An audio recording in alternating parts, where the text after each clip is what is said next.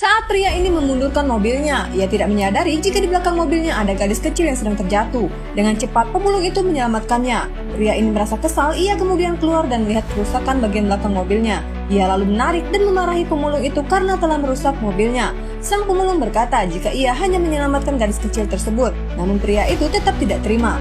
Tiba-tiba seorang wanita datang dan memarahi pemulung itu. Ia menuduh pemulung tersebut ingin menculik anaknya. Sang pemulung berkata, "Aku tidak menculiknya. Jangan berbohong," ujar si wanita. Saat akan pergi, pria itu menariknya. Ia berkata, "Kau lihat mobilku jadi rusak gara-gara kau." "Aku tidak sengaja," ujar si pemulung. Mendengar hal itu, pria ini pun memukulnya hingga terjatuh.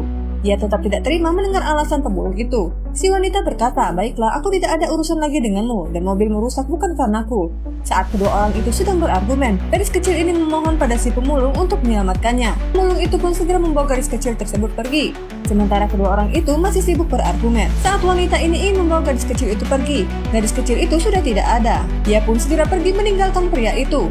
Tak lama pria itu pun ikut mengejar pemulung tersebut. Pemulung ini terus berlari dari kejaran kedua orang di belakangnya. Polisi itu pun hanya melihatnya saja. Saat pria ini menghampiri polisi tersebut, wanita itu berjalan mundur.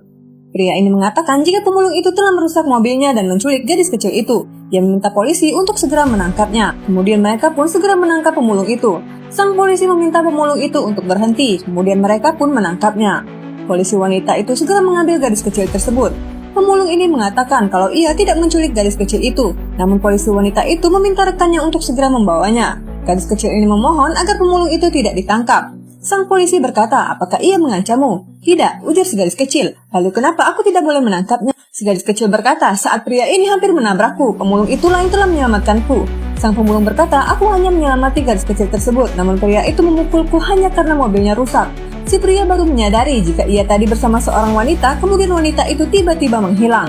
Dia bertanya pada gadis kecil itu apakah wanita tadi adalah ibunya. Si gadis kecil itu berkata bukan. Pemulung ini mengatakan kalau wanita tersebut adalah seorang penculik. Ia juga berkata jika dirinya mempunyai bukti foto kalau wanita itu sedang dalam pencarian polisi.